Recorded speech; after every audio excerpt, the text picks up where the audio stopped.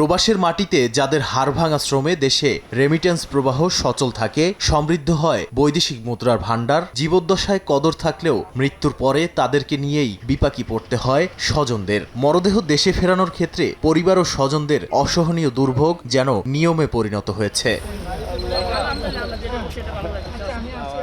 জার্মানিতে বৈধ ও অনিয়মিতভাবে বসবাস করেন হাজারো বাংলাদেশি। তবে কোনো প্রবাসীর মৃত্যুর পর মরদেহ দেশে আনতে তৈরি হয় নানা জটিলতা। সামাজিক সংগঠন ও প্রবাসীদের আর্থিক সহায়তা ছাড়া কঠিন হয়ে পড়ে মরদেহ ফেরানোর প্রক্রিয়া। সরকারি সহযোগিতা না মেলার অভিযোগও আছে প্রবাসী মহলে। সরকারের কাছে আবেদন যাতে আমাদের মৃতদেহটা দেশে সুন্দরভাবে নিয়ে যাওয়ার জন্য আমাদের সরকার কিছু অবদান রাখে। জনবান্ধব সরকারের কাছে একটা আবেদন জানাই যেন আমরা আমাদের শেষ ঠিকানা মাতৃভূমিতে হয়। পর্তুগাল প্রবাসী বাংলাদেশিদের অভিযোগ, সাহায্য দেওয়ার ক্ষেত্রে দূতাবাসের ভূমিকা যৎসামান্য।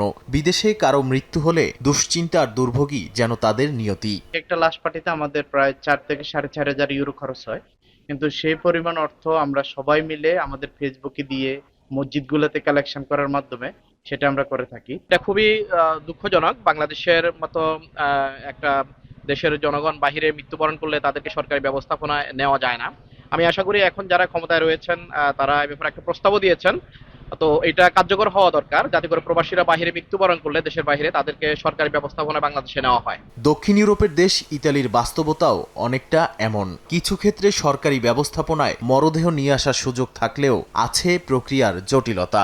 এখানে যাদের বিএমইটি কার্ড আছে এবং ওয়েজ আর্নার্স কার্ড আছে তাদেরকে আমরা সাধারণত বিমান ভাড়া অনুদান হিসেবে দিয়ে থাকি। যাদের বিএমইটি কার্ড নাই অথবা ওয়েজ আর্নার্স কার্ড নাই তারা যখন আমাদের এখানে আবেদন করে তখন আমরা প্রবাসী কল্যাণ মন্ত্রণালয় আমরা বাজেট চাই এবং বাজেট পাওয়ার সাপেক্ষে আমরা তখন তাদের টিকেটের এটা পাঠানোর জন্য অনুদান দিয়ে থাকি। পর্যাপ্ত তথ্য ও নিয়মকানুন জানার অভাবে জটিলতা আরও বাড়ে অনেকের। স্বাভাবিক মৃত্যু তো বটেই, অস্বাভাবিক মৃত্যু হলেও পরিস্থিতি আরও দুঃসহ হয়ে পড়ে। সরকারের প্রতি আবেদন থাকবে যে তাদের লাশটা যাতে ওয়েজ আর্নার কল্যাণ বোর্ডের আওতায় এরকম কোনো সুবিধা দিয়ে যাতে সরকার সহযোগিতা করে। ফ্রান্স সহ ইউরোপের বিভিন্ন প্রান্তে থাকা প্রবাসীদের ভোগান্তির গল্প কম বেশি একই রকম। একজন প্রবাসী সারা জীবনই বাংলাদেশকে দিয়ে আসছে, কিন্তু সে চায় যে তার শেষ সময়টা এবং তার মৃত্যুর পরে যে তার লাশটা যেন বাংলাদেশে যায়, তার প্রিয় মাতৃভূমিতে যাতে তার দাফনটা করা হয়।